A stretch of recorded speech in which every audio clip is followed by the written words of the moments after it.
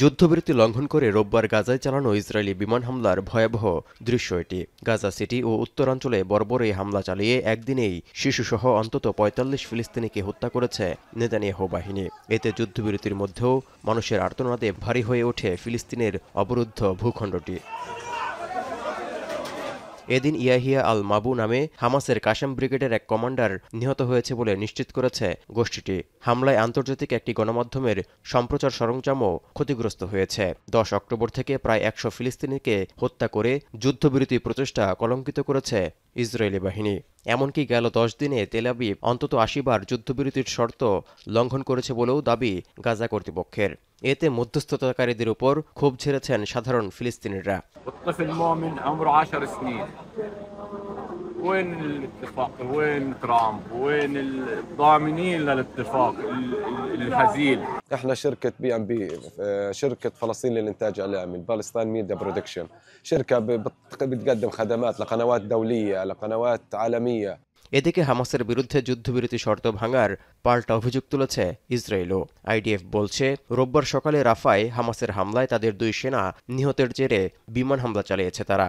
তবে একদিনে ২০টি বিমান হামলার পর যুদ্ধবিরতি বহাল রাখার ঘোষণা দিয়েছে ইসরায়েলের প্রতিরক্ষা বাহিনী আইডিএফ। এমনকি যুদ্ধবিরতি অব্যাহত রাখার দাবি মার্কিন president Donald ট্রাম্পেরও।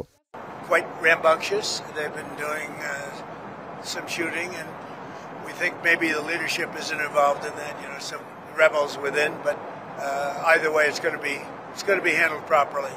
It's going to be handled toughly but properly. তবে রাফায় ইসরায়েলি বাহিনীর উপর চালানো হামলা সম্পর্কে অবগত নয় বলে জানিয়েছে হামাস।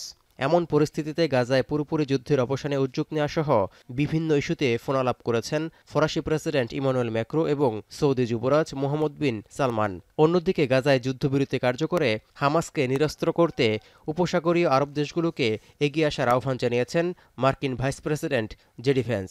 এর জন্য গাজায় আন্তর্জাতিক শান্তিরক্ষী বাহিনী মোতায়েন করা প্রয়োজন বলেও মনে করছেন তিনি। Don't have the security infrastructure in place yet to confirm that Hamas is disarmed until you actually go a little bit down the path of this peace mission, of this 20-point peace plan. We're not going to be able to say with confidence that everybody is doing everything that we want them to do. এদিকে Gaza পুনর্গঠনে $50 billion প্রয়োজন বলে জানিয়েছেন শীর্ষ মার্কিন দূত Steve Witkoff. ট্রাম্পের এই সহযোগী পরামর্শ দিয়েছেন যে মধ্যপ্রাচ্যের ধনী দেশগুলোর জন্য গাজা পুনর্গঠনের তহবিল সংগ্রহ করা কঠিন হবে না। অবরুদ্ধ এই উপত্যকায় ৮০% বেশি ভবন ধ্বংস করে দিয়েছে ইসরায়েল। তৌহিদুর রহমান, এখন বিশ্ব।